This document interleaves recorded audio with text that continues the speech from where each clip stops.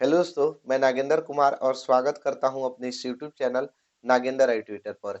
आज के इस वीडियो में हम लोग क्लास 10 के रसायन विज्ञान के तीसरा चैप्टर जो कि धातु और अधातु है, इस चैप्टर के बारे में पढ़ेंगे। तो जैसा कि पहला हेडिंग है धातु, तो अब समझिए धातु धातु को इंग्लिश में कहते हैं मेटल। देखिए, वैसे तत्व जो विद्युत एवं ऊष्मा का चालन करता हो, इसको पहले समझ लीजिए। विद्युत का चालन का मतलब होता है कि करंट एक जगह से दूसरे स्थान तक जाना। करंट का मतलब, ठीक है, लाइन, ठीक, एक स्थान से दूसरे स्थान तक जाना, उसको हम विद्युत कहते हैं, का चालन कहते हैं। और ऊष्मा का चालन माने हीट का एक स्थान से, जैसे मान लेते हैं कि कोई रड पकड़ लीजिए, ठीक है, रड थोड़ा बड़ा होना चाहिए और उसके एक भाग को गर्म कीजिए तो देखिएगा कि दूसरे भाग भी गर्म हो जाता है। तो यानी कह सकते हैं कि ऊष्मा का भी चालन करता है। या दूसरी तरह से आप देख सकते हैं कि आप लोग कभी मान लेते हैं चावल वाल बनाते होंगे, ठीक है, चावल या कोई भी बनाते होंगे, तो कलछुल समझते हैं ना। कलछुल क्या होता है, तसला में रह जाता है, तो कलछुल का डंटी क्या होता है कि गर्म हो जाता है, हीट हो जाता है। ठीक है, ये क्या होता है कि यानी कह सकते हैं कि जो धातुएं होता है उष्मा के भी चालन करता है। तो देखिए, यही परिभाषा दीजिएगा कि वैसे तत्व जो विद्युत एवं ऊष्मा का चालन करते हैं। ठीक है, एक लाइन याद कर लीजिए, वैसे तत्व जो विद्युत एवं ऊष्मा का चालन करते हैं, करता हो और आघात वर्ध एवं तन्य हो। इस दो पहले समझ लीजिए, आघात वर्ध एवं तन्य क्या होता है। तो आघात वर्ध का मतलब आघात, आघाते से समझ में आ रहा होगा, उस पर घात किया जा रहा हो, पीटा जा रहा हो। तो आघात का मतलब होता है उसको पीटना। तो यानी आघात वर्ध का मतलब हो गया पीट कर चादर बनाना। तो आघात वर्ध हो यानी पीट के चादर भी बनाया जा सके। तन्य, तन्य का मतलब होता है उसको खींचना। तन्य का मतलब क्या होता है, खींचना, तनाव। ठीक है, तो तन्य हो, तन्य का मतलब किसी धातु को अगर तार के रूप में खींचा जाता है, उसी को हम तन्य कहते हैं। तन्य है चाहे तन्यता है। तो देखिए, वैसे तत्व जो विद्युत एवं ऊष्मा का चालन करता हो और उसके साथ साथ आघात वर्ध एवं तन्य हो, उसे हम क्या कहते हैं, धातु कहते हैं। समझ में आ गया।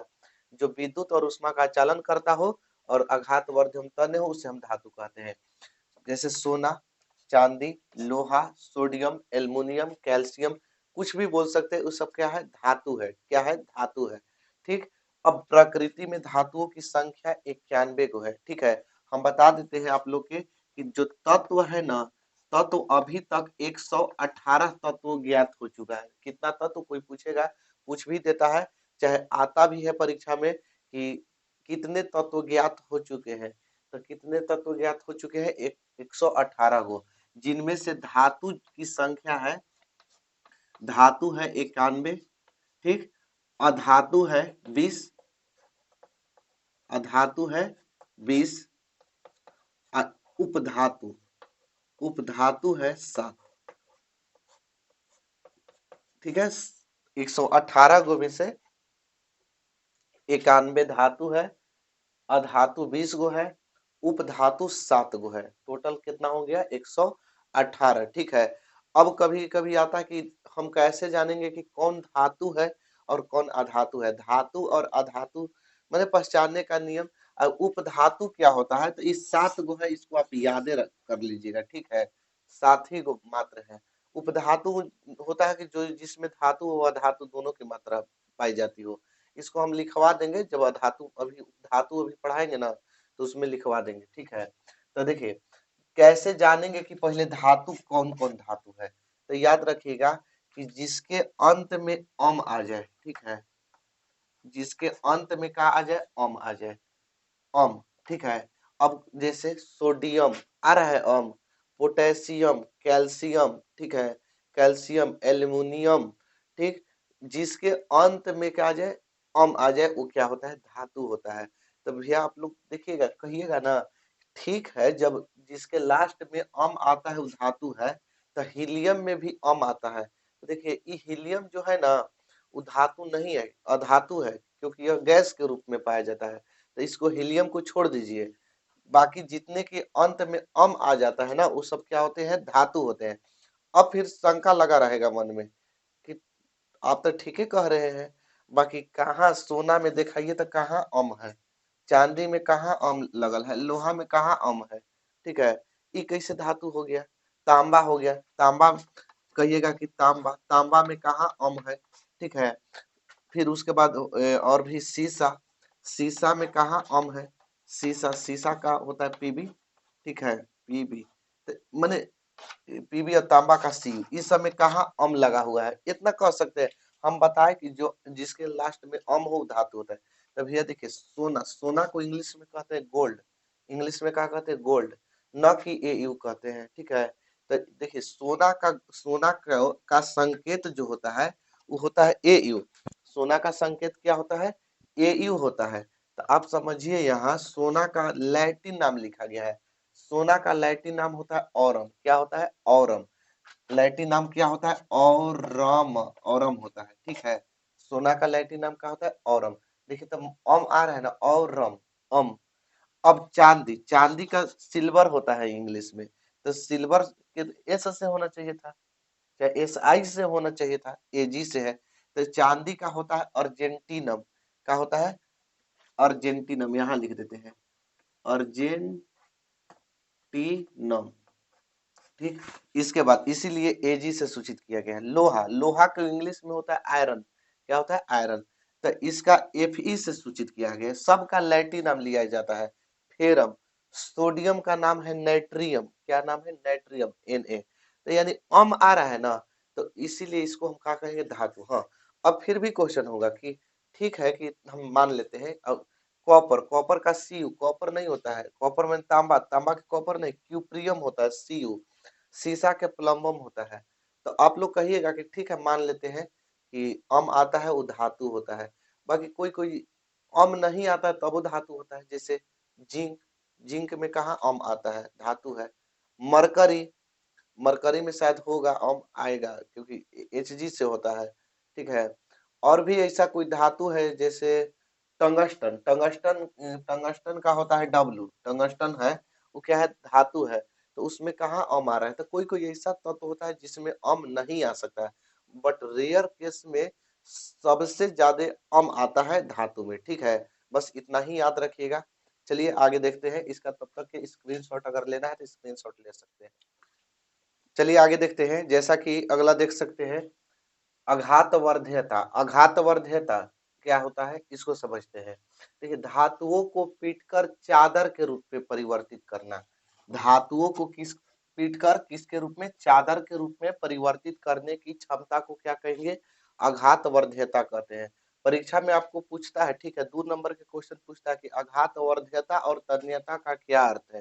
तो यही लिखिएगा कि जब धातुओं को पीटकर चादर के रूप में परिवर्तित किया जाता है तो उसे हम अघातवर्ध्यता कहते हैं। चाहे धातुओं को पीटकर चादर के रूप में परिवर्तित करने की क्षमता को क्या कहेंगे, अघातवर्धित। देखते हैं लोहा उहा के चादर होता है, ठीक है। आप गए होंगे कभी लोहा के, वहां लोहा के दुकान उकान पर, तो देखे होंगे कि लोहा के चादर से जो मिस्त्री होते हैं बनाते हैं।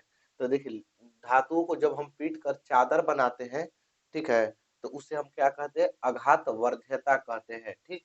जैसे सोना, चांदी, लोहा, तांबा, एल्युमिनियम इत्यादि, ये सब जो है और भी बहुत सारा ऐसा धातु हो सकता है जिसको हम चादर के रूप में परिवर्तित कर सकते हैं, ठीक है। इसी को हम आघातवर्ध्यता कहते हैं। अब यहाँ नोट, 1 नंबर में क्वेश्चन पूछेगा आपका, ठीक है 1 नंबर के लिए है ये वाला, कि जो नोट लिखवाते हैं ना, याद रखिए कि 1 नंबर में पूछ सकता है कि सोना एवं चांदी सबसे अधिक आघातवर्ध धातु है, कि जो सोना एवं चांदी क्या है सबसे आघातवर्ध धातु है।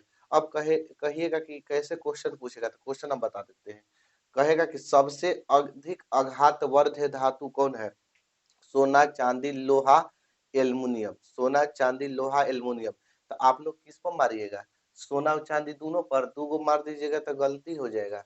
तो देखिए सबसे पहले कौन लिखे हैं, सोना, तो यानी सबसे ज्यादा आघातवर्ध धातु कौन है, जिसको पीट के एकदम चादर बनाया जा सके, एकदम पूरी तरह से ज्यादा मैंने पीट कर चादर बनाया जा सके, तो सबसे ज्यादा है सोना। तब दूसरा नंबर आता है चांदी का। अभी ना कि ऑप्शन नंबर ए भी रंग दिए, बी भी रंग दिए, तो गलत हो जाएगा, ठीक है। सोना और चांदी सबसे अधिक है, बाकी सबसे ज्यादा कौन है, तो सोना है, ठीक। अगर सोना और चांदी दोनों रहे तो सोना पर मारिएगा, ठीक है। अब देखिए तन्यता, तन्यता क्या होता है? तो धातुओं को पतले तार के रूप में खींचने की क्षमता को तन्यता कहते हैं। यानी धातुओं को तार के रूप में, तो तार आप का के देखे हैं? लोहा के देखे होंगे, चांदी के, तांबा के, सोना के, और भी बहुत सारा तार है, ठीक है। तो धातुओं को अगर हम तार के रूप में खींच देंगे ना, तो इसी को हम क्या कहेंगे? तन्यता। ये दोनों है आप लोग के परीक्षा के दृष्टि से VVI, very very important question, ठीक, VVI क्वेश्चन है, ठीक। ये दोनों बढ़िया से याद कर लीजिएगा। आघातवर्ध्यता बोलिए किसे कहेंगे? तो क्या कहिएगा कि धातुओं को पीटकर चादर बना देंगे, उसे आघातवर्ध्यता कहेंगे। अब तन्यता किसे कहेंगे? धातुओं को पीटकर धातुओं को पतले तार के रूप में खींचेंगे, तो उसे हम क्या कहेंगे? तन्यता कहेंगे। अब एक नोट लिखवाए हैं, नोट ये भी 1 नंबर में पूछ सकता है। लिखेगा कि सबसे अधिक तन्य धातु कौन है? तो सोना सबसे अधिक तन्य धातु है। 1 नंबर से यहाँ क्वेश्चन हो गया कि सबसे अधिक तन्य धातु कौन है? सोना। सबसे अधिक तन्य धातु सोना। अब 1 ग्राम सोने से लगभग 2 किलोमीटर लंबा तार बनाया जा सकता है। 1 ग्राम सोने से कितना तार बनाया जा सकता है जी? 2 किलोमीटर। 1 ग्राम सोने से 2 किलोमीटर। यहाँ से भी एक क्वेश्चन पूछ सकता है कि 1 ग्राम सोने से लगभग कितना तार बनाया जा सकता है? 1 मीटर, 2 मीटर, 1 किलोमीटर या 2 किलोमीटर। तो कितना बनाया जा सकता है? 2 किलोमीटर, ठीक है। कितना? 2 किलोमीटर, ठीक। फिर से बोलिए, आघातवर्ध्यता किसे कहेंगे? तो चादर के रूप में पीट के बना देंगे, उसे क्या कहेंगे? आघातवर्ध्यता कहेंगे। सबसे अधिक आघातवर्ध धातु कौन है? सोना। उसके बाद कौन है? चांदी। सबसे अधिक कौन है? सोना, उसके बाद चांदी। तन्यता किसे कहेंगे? तो धातुओं को पतले तार के रूप में खींचेंगे, तो उसे हम क्या कहेंगे? तन्यता कहेंगे। सबसे अधिक तन्य धातु कौन है? तो सोना है। सबसे अधिक तन्य धातु कौन है? सोना है। 1 ग्राम सोने से कितना लंबा तार बनाया जा सकता है? 2 किलोमीटर। जानकर तो आपको आश्चर्य होता ही होगा कि 1 ग्राम सोना कितना, लगभग इतना, इतना सोना से आप 2 किलोमीटर लंबा तार बना सकते हैं, ठीक है। चलिए आगे देखते हैं। जैसा कि अगला देख सकते हैं, आगे है कि ध्वनिक या सोनोरस, ठीक है। ध्वनिक या सोनोरस, ये VVI कर लीजिएगा आप लोग, VVI क्वेश्चन है, क्योंकि परीक्षा में पूछता है। कैसे पूछता है क्वेश्चन? कहेगा कि ध्वनिक या सोनोरस क्या है।